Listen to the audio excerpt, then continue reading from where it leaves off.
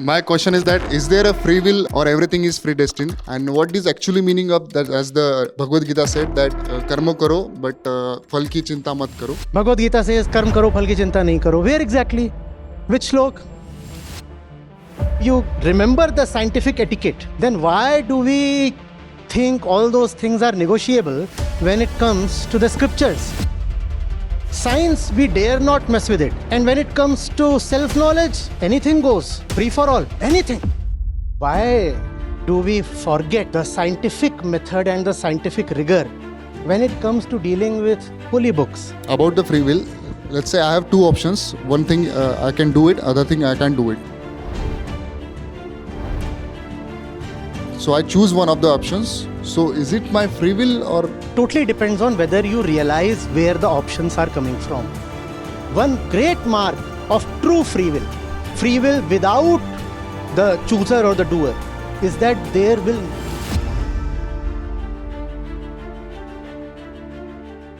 Namaste Acharya, I am Prashant.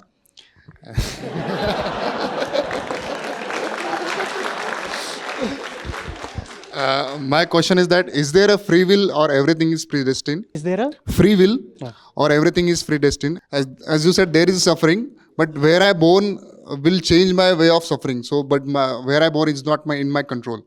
But just let me have some water. yes.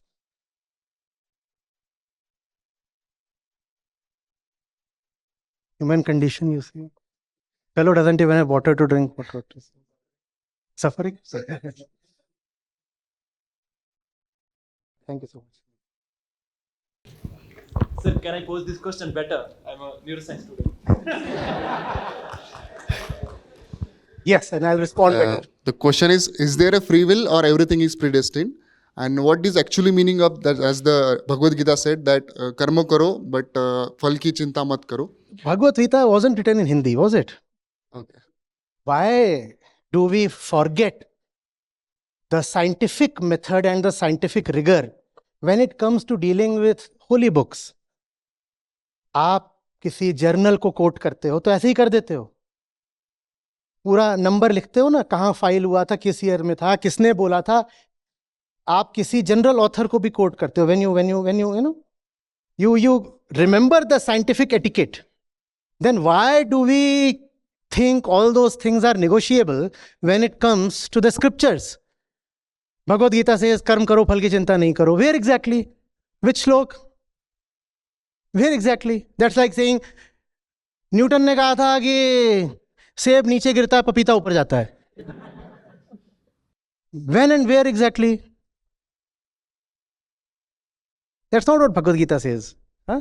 I don't mean to offend you. I just want to sensitize all of us that what we take as the scriptural wisdom coming to us, the folk wisdom, has become highly corrupted and diluted. Kindly do not take anything on face value. All this WhatsApp wisdom and the Instagram reels, Krishna कहते हैं जिससे प्रेम करना उसकी आंख में कभी आंसू मत आने देना, और जिससे दुश्मनी करना, अरे अभी और भी है, और जिससे दुश्मनी करना उसकी आंख का आंसू कभी सूखने मत देना. अरे कहां? Is that the scientific way? Huh? But we take these two worlds as poles apart. Science, we dare not mess with it. And when it comes to self-knowledge, anything goes. Free for all. Anything. One should be tried for doing this, no? If I misquote you, you will sue me, you will drag me to the courts for defaming you. Krishna should be filing so many cases. Defamation. So much is being done in his name, he'll say, मैंने कब कहा?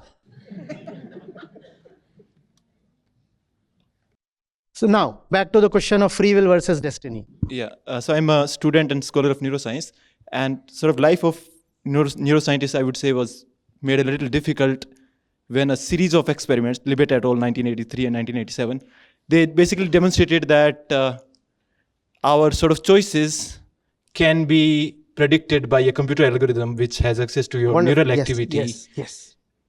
Even so, a few milliseconds ahead of you are even aware of the decision. So for example, me lifting my left hand versus right hand, the algorithm can predict it ahead of my head. So then these concepts like decision, choice, intention sort of don't seem to make sense.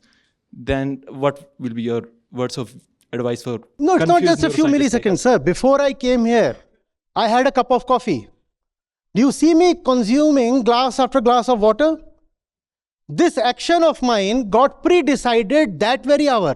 It's not even a gap, a phase lag of just a few nanoseconds or milliseconds. No. What I did at 4 p.m. is making me ask for more and more water at 5:30 or 6, whatever is the time, 6:30. 7. We are entering timelessness, huh? Are you getting it? So right now I'll say, I want water. I want water. I want water. As if at this moment I have decided out of my free will to ask for water. But is that so? Aren't my actions this moment being determined by what happened a couple of hours back? So obviously when it comes to mechanical systems, everything is strung together in a cause and effect relationship. And the cause of one thing is just the effect of another preceding thing. Do you see this? It's not as if the water is a result, the water is an effect of coffee, and coffee is the fundamental cause. No, the coffee is an effect of something else. I don't even know. I don't even remember. And if I take it to its logical initiation, everything is a result of my birth. And if I take that further backwards, then my parents come into the picture, and then their parents, and then their parents, and the great apes, and then the monkeys, and then the single-celled creatures, and then God knows what. Big Bang. Some people say that who is the creator is nobody else but the Big Bang. But the Big Bang is a singularity. We'll not get into that, fine. So, when we talk of the normal kind of actions, obviously it's a cause-effect relationship, right? In which there is no role of any kind of realization. Things will happen on their own. Like birth, like growing a beard, like puberty, like falling in love, like getting married. Mechanical actions. You think you are falling in love, it's hormonal. You think you are fathering kids, it had to happen. Not that it's a result of your independent volition. It's not coming from there. Then death. It had to happen. Not that you can choose to be immortal. You have no choice there.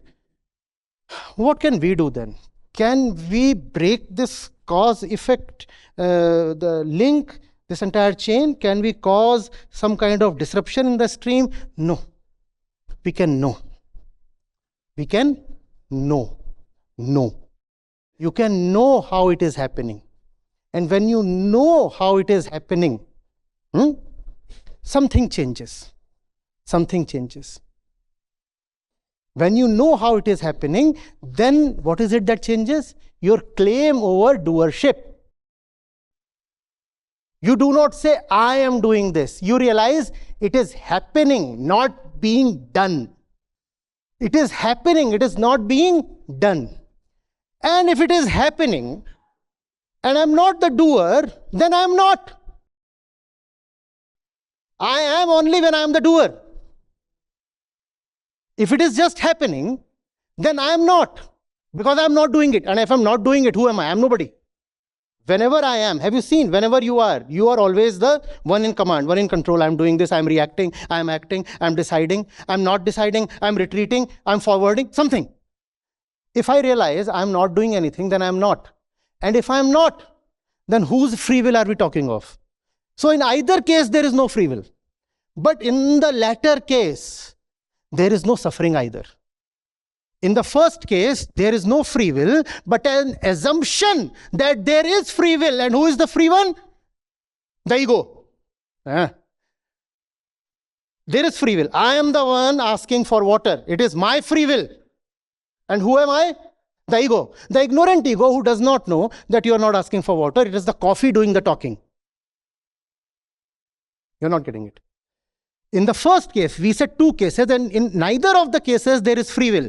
But in the first case, there is an assumption that there is a doer, and that doer is the sufferer. In the second case, you realize that there is no free will. And if there is really no free will, then there is no doer. And if there is no doer, there is no suffering either. So there is no free will, yet there is a difference between realizing that and not realizing that. But choosing to realize itself is an action that has to be. Swabhav is not a choice. Swabhav is not a choice. But you are very right. You can choose not to realize. As I said, हम इतने धुरंधर हैं कि we can impede realization. We cannot cause it, but we have nuisance value. For example, here you are. You might find my words irritable. This man is just blabbering there, nothing. You can keep elbowing your neighbor. So there's nothing that you are understanding, but you can impede the understanding of your neighbor. That's what we are adept at. Are you getting it? You cannot choose to realize. When realization happens, it is an expression of who you really are. But you can always decide, oh, realization is frightful. The consequences will be devastating. I choose to live in ignorance. I want to live in... No, don't tell me. Don't tell me. Have you not encountered such a situation, by the way, practically? You want to talk on something real, authentic, really truthful to somebody, and they say, change the topic. Change the topic. Truth is horrible. Most people don't want to take it. Sir, I am questioning Vedanta. I am talking about the limitation of Vedanta. Yes, it's limited. It's limited. See, wait. Vedanta is in... Wait. Please understand. Vedanta is inanimate. There is a semantic problem here. Inanimate things don't have limitations. Vedanta is greatly limited if the one approaching Vedanta is coming to it with limited intentions. It depends on you. It depends on you. Vedanta has no claim to being limitless. It depends on you. If you want the depths of oceans, you will get it there. If you just want to skim the surface, that too you can do. The limits are set by you. So you can do that. Yes. About the free will, let's say I have two options. One thing I can do it, other thing I can't do it. So I choose one of the options. So is it my free will or? It totally depends on whether you realize where the options are coming from. One great mark of true free will, illumined free will without the chooser or the doer, is that there will never be two options or 5 options or 25 options. Even if there are 25 roads in front of you, you will see just one. Realizations. That's realization. The other options stop mattering to the extent that you stop seeing them. So when will this realization will come? Like so. By So it's great that we are being brought back again and again to the same point. That comes from where you are. We don't have to go anywhere else. Our own life.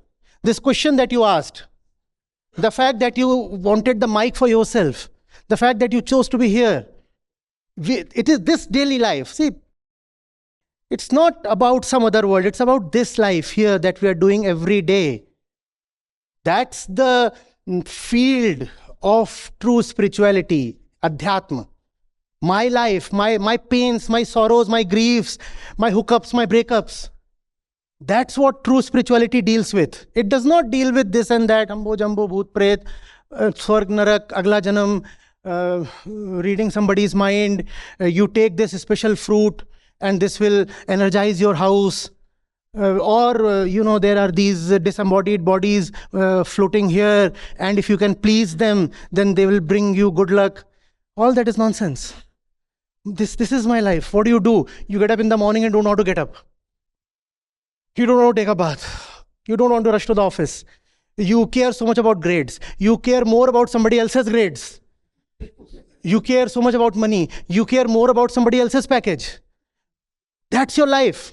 And going into that is what realization is all about. And it's so simple and so direct that we miss it. My point is that where I born is not in my hand. It is not in my free will. Where is? Where I born, like मैं अगर अंबानी के घर पैदा होता हूँ मेरा different होता है. So suffering will change, right? So that is not in my hand. It's the concept. That's the beauty of that. It questions all your concepts. Why do you think that being born with a silver spoon is actually better than being born in an underprivileged, economically underprivileged family? Isn't that a concept? Isn't that a belief? How do you know? That's a very fundamental question. How do I know? How do I know? And when you investigate deeply, when you see what it means to be born in a very rich family, and you look at the scions of those families, you actually begin to wonder, am I not better off not being born there? Look at what they are doing. And there surely must be a great hollow within that they have to resort to these kinds of very, very slimy means to please themselves and to project an image of happiness. Else, why would I need to spend a fortune on my wedding? Why is that needed? If I'm already all right, why do I need to be so ostentatious? It's a concept that being born rich is better. Even better is a concept. Please understand. Better is a concept. Better is not absolute. How do you know something is better than the other? These are all man-made definitions. And whatsoever is man-made can be questioned by man. Why should it not be questioned by man? Betterness is a concept, is it not? And what is a concept? That by definition depends on another concept. If you will begin to define betterness, you'll find that betterness depends on some other word. And that word again is a concept. So then you finally realize that it is all a doing of the ego. Hence, I need not give any great respect to all these things. In that sense, Vedanta turns you into something very disrespectful. Disrespectful not in the sense of lacking etiquette or something, in the sense of not according sacredness to every little thing, every Tom, Dick, Harry, not bowing down in front of the world, not considering something so massive that you must submit and surrender and shiver. Vedanta turns you into a real man in terms of human being, not man as a gender. Yeah, that's what. That's the word. You don't give a shit. Yes. If we unlearn all the concepts, You don't have to unlearn. You have to question. You have to realize concepts are concepts. See, what's happening with you, you operating in a dualistic framework. So the moment I say question something, you think I'm advising you to reject it. I'm not asking you to jump from one extreme to other dualistic extreme. I'm saying realize that it is a mere concept, not something God sent. It is just a concept. that realization might sort of make us unable to operate Upset the apple cart. in डर गए. the life. So I think it's a problem. So if you sort of, अरे करके देखो ना, problem है कि मजा आता है. I'll try. हाँ, Thanks. हाँ. ऐसे प्रॉब्लम है, मजेदार प्रॉब्लम है. Does he have the free will to try that? हाँ? Does he have the free will to try? If he realizes, it might happen. If he realizes, it might happen. Does he don't have to realize? हाँ? Does he have the free will to realize? अभी तो बोला था ना, you have the free will to impede realization. All this discussion is so that the impedance starts looking stupid. Realization can never be something that you do. Who are you to realize? God Almighty. Are you so big that you will cause realization? No. You can only not become the obstacle in your own realization. You can withdraw. It's all about negation, withdrawal, neti, nakar. Don't do anything great. Probably you are already great. If you refuse to keep clutching your littlenesses, your pettinesses. Yes.